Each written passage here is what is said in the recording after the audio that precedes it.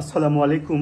45th BCS এবং তার পরবর্তী যে বিসিএসগুলো, এই বিসিএসগুলোর জন্য যারা ভাইবার প্রস্তুতি নিচ্ছেন, স্পেশালি 45th বিসিএসের এবং যাদের first choice BCS police cadre, তাদের ভাইবা বোর্ডে কী প্রশ্ন করতে পারে, 44th বিসিএসের ভাইবা এবং তার আগের বিসিএসের ভাইবার প্রশ্নের অ্যানালাইসিস থেকে আমি যদি আপনাদেরকে একটা সাজেশন প্রোভাইড করি, তাহলে প্রথমত যারা পুলিশ ক্যাডার প্রথম পছন্দের তালিকায় রাখছেন, তাদের সম্ভাব্য যে প্রশ্নগুলো করতে পারে, প্রথমত আপনাকে একটা কনসেপ্ট থাকতে হবে পুলিশ সম্পর্কে। অর্থাৎ পুলিশ কোন জাতীয় ফোর্স, এটি একটা সিভিল ফোর্স। পুলিশ কোন মিনিস্ট্রি কর্তৃক, কোন ডিভিশন কর্তৃক এটি রেগুলেটেড হয়। আপনারা জানেন যে মিনিস্ট্রি অফ হোম অ্যাফেয়ার্সের পাবলিক সিকিউরিটি ডিভিশনের আন্ডারে পুলিশ ফোর্স পরিচালিত হয়। পুলিশের কিছু বেসিক আইন রয়েছে, বিশেষ করে পিআরবি, যেটি পুলিশের বাইবেল বলা হয়, যেটি 1943 সালে, মূলত 27 সালের পরবর্তীতে এটি পরিমার্জন করা হয়েছে, সংশোধন করা হয়েছে। আর যেটি 1861 সালে পুলিশ অ্যাক্ট, এরপরে 1872 সালের এভিডেন্স অ্যাক্ট, এরপরে 1898 সালের সিআরপিসি এবং 1860 সালের পেনাল কোড। এই আইনগুলো পুলিশের সম্পর্কে পুলিশ ক্যাডারের জন্য মোটামুটি একটা ধারণা আপনাকে থাকতে হবে। এছাড়াও পুলিশের এন্ট্রি লেভেল থেকে হাইস্ট লেভেল পর্যন্ত যে অর্গানোগ্রাম আছে, national police, metropolitan police, range police, এরপরে ডিস্ট্রিক্ট পুলিশে কে থাকেন, রেঞ্জ পুলিশে কে থাকেন, মেট্রোপলিটন লেভেলে কে থাকেন, পুলিশের হেড কে, তার কাজটা কি। এছাড়াও পুলিশের বিভিন্ন ইউনিটগুলো রয়েছে, যেমন আপনার river police, tourist police, industrial police. এরপরে পুলিশের বিভিন্ন ইনভেস্টিগেশন এজেন্সি আছে, criminal investigation agency, police bureau of যেটা PBI investigation, criminal investigation department CID, special branch, detective branch, এরকম যতগুলো আপনার ইউনিট আছে, প্রাথমিক একটা কনসেপ্ট আপনাকে নিতে হবে। তাহলে পুলিশ সম্পর্কে প্রথমত পুলিশের ইলাবোরেশন জানতে হবে, পুলিশের প্রত্যেকটা নেটওয়ার্ক কোন কোন ওয়ার্ডকে বিলং করে, সেই ওয়ার্ডগুলোর অর্থ কী, পুলিশের কোন কোন আইন পুলিশ ব্যবহার করে, পুলিশের বিভিন্ন ইউনিটগুলো সম্পর্কে জানতে হবে, পুলিশের অর্গানোগ্রাম, বিশেষ করে হায়ারার্কি।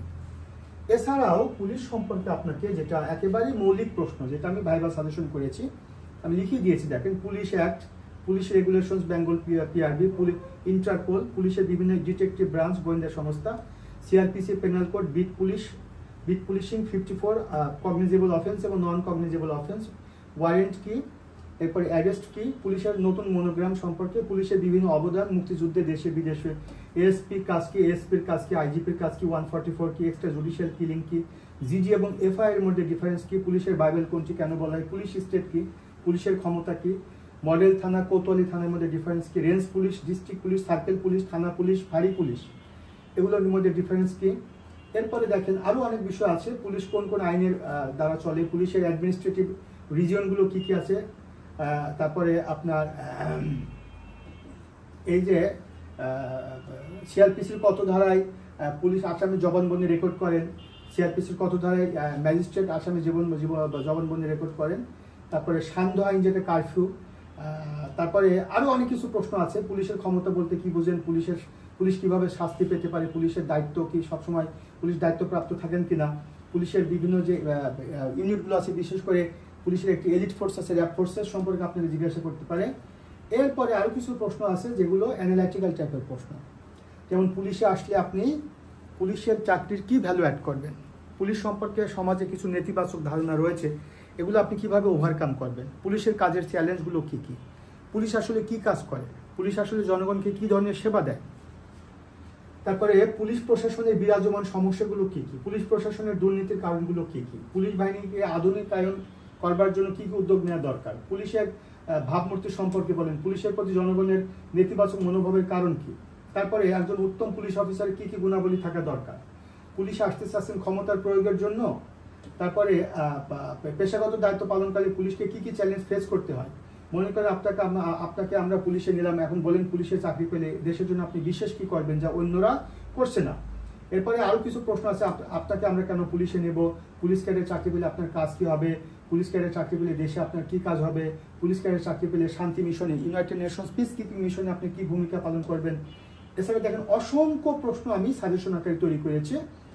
এই জাতীয় প্রশ্নগুলো বর্তমান সময়ে বিশেষ ভাইবা বোর্ডে করা হচ্ছে। এগুলোর উত্তর যদি আপনি ক্যাডার সংশ্লিষ্ট প্রার্থীরা যদি এগুলো উত্তর করার চেষ্টা করেন, প্রস্তুত করার চেষ্টা করেন, আশা করছি আপনাদের ভালো একটা ভাইবা দিবেন। সংক্ষেপে এতটুকু আপনাদেরকে বলবো, আমি 24তম বিসিএস থেকে বিসিএস এর প্রস্তুতি নেওয়া শুরু করি। 25তম বিসিএস পরীক্ষা আমি প্রথম অংশগ্রহণ করি। 29 বিসিএস থেকে আমি ভাইবার স্টুডেন্টদেরকে পড়াই, অনলাইনে পড়াচ্ছি 40 বিসিএস থেকে। অসংখ্য ক্যাডার অফিসার আমার কাছ থেকে ভাইবা পড়েছে বা আমার কাছে সেবা নিয়ে তারা চাকরি পেয়েছে, তাদের যোগ্যতায় তারা চাকরি পেয়েছে। কিন্তু যারা আসলে আলটিমেটলি সফল কাম হয়েছে, যারা চাকরি পেয়েছে, অনেকে যোগ্য ব্যক্তি হয়তো আনলাকিলি বা আনফর্চুনেটলি চাকরিটা পায়নি, কিন্তু যারা চাকরিটি পেয়েছে তাদের কথা যদি বলি, সবচেয়ে গুরুত্বপূর্ণ ব্যাপার হচ্ছে ভাইবা বোর্ডে আপনাকে প্রুভ করতে হবে যে আপনি ওবিডিয়েন্ট, আপনি ম্যাসিউড, আপনি পার্সোনালিটি সম্পন্ন।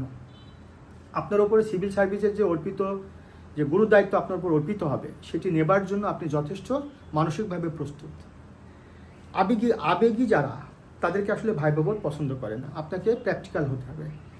দুটো ক্যাডার, একটা পুলিশ ক্যাডার এবং অ্যাডমিনিস্ট্রেশন ক্যাডার, এটি বাংলাদেশের পলিটিক্যাল অ্যাসপেক্টে কিংবা বাংলাদেশের ট্র্যাডিশনাল যে পলিটিক্স, এটির প্রেক্ষাপটে পুলিশ এবং অ্যাডমিন ক্যাডারের যারা কর্মকর্তা, তাদেরকে যথেষ্ট চ্যালেঞ্জ ফেস করতে হয়। বাকি ক্যাডারগুলো তো ওইভাবে চ্যালেঞ্জ ফেস করতে হয় না।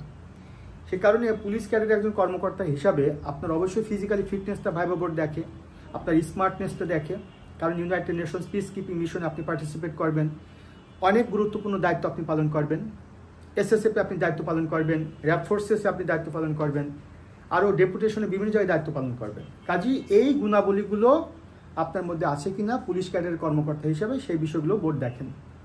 এখন পুলিশ সম্পর্কে বেশ কিছু প্রশ্ন করা হচ্ছে, যে প্রশ্নগুলো মনে হতে পারে বিতর্কিত প্রশ্ন, কিন্তু আপনার কাছ থেকে লজিক্যাল আনসার তারা জানতে চাচ্ছেন।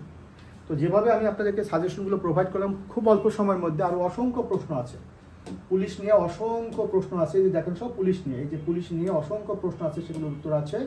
এগুলো আমার ক্লাসে আমার স্টুডেন্টদেরকে পড়াবো। আপনাদেরকেও পড়তে বলছি, এই প্রশ্নগুলো উত্তরগুলো প্রস্তুত করেন, ভাইবা বোর্ড ফেস করবেন, আশা করছি ভালো করবেন। সবার জন্য শুভকামনা। আসসালামু আলাইকুম।